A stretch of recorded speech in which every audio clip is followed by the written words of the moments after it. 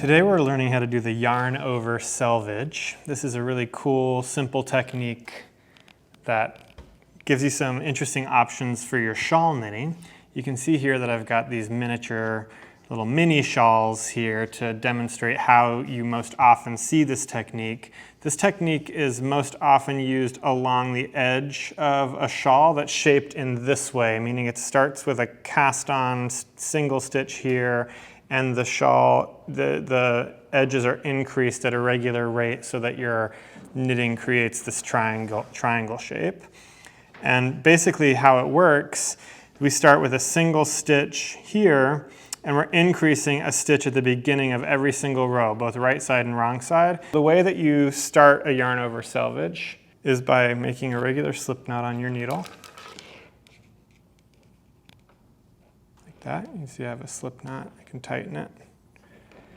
And that's your cast on. It's another pretty great thing about this technique. You just start with one stitch.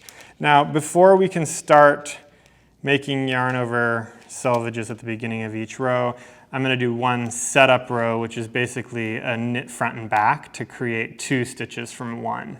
So step one, make a slip knot on your needle.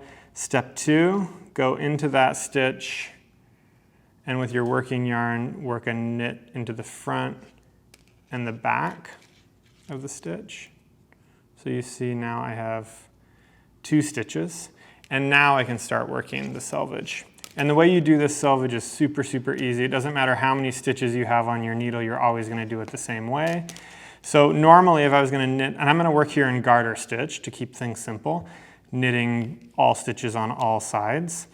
Now, normally I would go into this stitch like this and start knitting like that. The difference with a yarn over selvage is that my right needle tip, before I put into the first stitch, I start with it underneath the working yarn like that. So the working yarn's going over top, and then I put the needle in. And you can see now that that working yarn, when I come around to knit that first stitch, you can see I've got making a yarn over on my right needle, and I've just created a stitch there.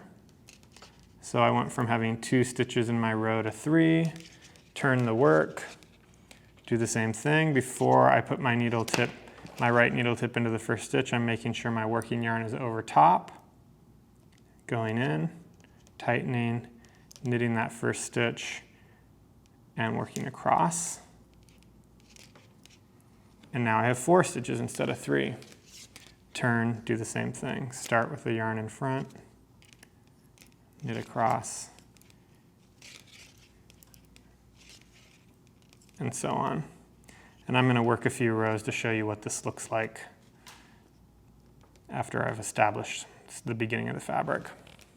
Before I start knitting normally in my row, I just bring my needle behind the working yarn instead of in front as I normally would. So I'm going into the stitch, the first stitch of the row, with my yarn coming in front of my right needle tip. And so just by picking up my yarn to work that first stitch, you see that I've made a yarn over right there on my needle, and I continue working. And that's it. This is not even a two-row repeat. This is just a one-row repeat. You're always going to be doing that exact same first stitch with a yarn over at the beginning of every single row, whether it's right side or wrong side. So if I'm on the right side right now, pumping across, and see I'm getting to my last stitch in my row, second to last, and look at this. When I come off, my last stitch is the yarn over from the row below that I'm going into. And you can kind of see it right there that I just worked into. Turn my work, same exact thing I just did. Bring my right needle tip under the working yarn and into the first stitch. Pull tight, and as I wrap and work that first stitch, I've just created another yarn over there. And you just keep doing that over and over, and you'll gain one new stitch to your total every single row. Due to the fact that I'm increasing one stitch at the beginning of every row, my fabric automatically creates this perfect 45-degree angle, which is great if what you're doing is a triangular piece of knitting or a piece of knitting that's on the bias like this. But what if I wanted to knit a straight piece of knitting? So let's say I just wanted to start this strip of fabric without changing any any total number of stitches on my needle. You can do a yarn over selvage on a straight piece of fabric too, with one very easy and simple modification. Now, if you think about the reason why my fabric is growing out like this, it's because every time I work a row, I added one stitch. So I'm adding one stitch to either side and the fabric grows out.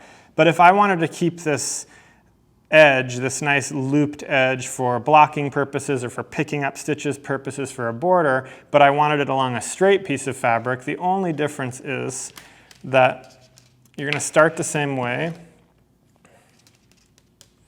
have your right needle tip behind the working yarn, but instead of going into the first stitch as we've done so far to knit, you're going to go into the first 2 stitches. So basically you're going to be working a knit 2 together as your first stitch of every row.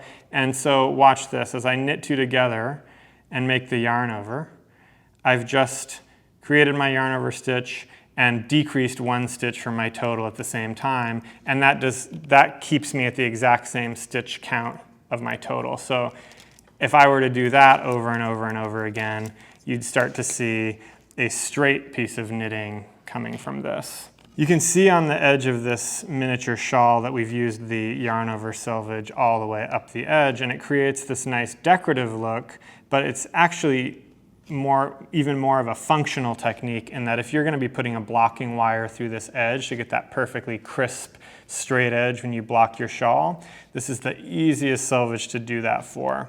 This is also a great opportunity if I was going to pick up stitches along this straight edge and work out a border pattern or a lace pattern. I could also do the exact same thing with my knitting needle and I'd be all ready to go. So I'll take my knitting needle here. If I was going to pick up stitches along this edge, or imagine this being a blocking wire to block this edge, it would be the exact same thing. I'll start in the middle of my row. Normally I would start at the end, but just to show you clearly, you can take that tip of your needle, go in each yarn over all the way down, one after the other. You see how easy it is to just kind of rock your hand back and forth and get these right up on your needle. And you can see I basically have an edge ready to go if I was going to knit a border pattern right here, or if I was going to block this. You imagine this is a wire. I've got my wires running in and I can really stretch this out when I'm blocking it and retain this perfectly straight, crisp edge. So there's a lot of good reasons to love the yarn over selvage. So let's learn how to do it. I'm going to show you a couple different applications in shawl patterns from our archive. Just like in these swatches here, as we saw the looped edge along, here we have a finished shawl. This is a much larger version of these miniature shawls that I was showing you. And this one has a stockinette edge, as you can see, but has kept the yarn over selvage along the side. So this is just decorative. You can see on this side and this side that those loops. And this shawl is so wonderful to block with blocking wires because you can just run them all right through. You can see how those just create a perfectly clean edge. And on this shawl, the yarn over selvage is not actually decorative in that it's along the finished edge, but we had a central triangle and stockinette stitch here that was worked first.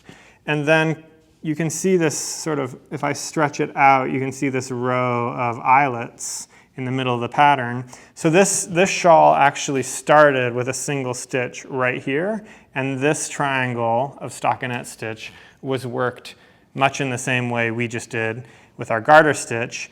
And once we knit that whole triangle, then came back, picked up stitches all along that yarn over selvage, and then started knitting out from the edge in this, it's not a lace pattern, but in this texture pattern with those live stitches right off. So when you get the finished shawl, you can see the finished edge of this shawl is a bind-off edge because this is worked out from there, but the yarn over selvage falls right in the middle of the pattern itself. So those are two different applications of the selvage as you might see them in some of our patterns or other patterns that you find online or in your favorite knitting books and magazines. And that's the yarn over selvage.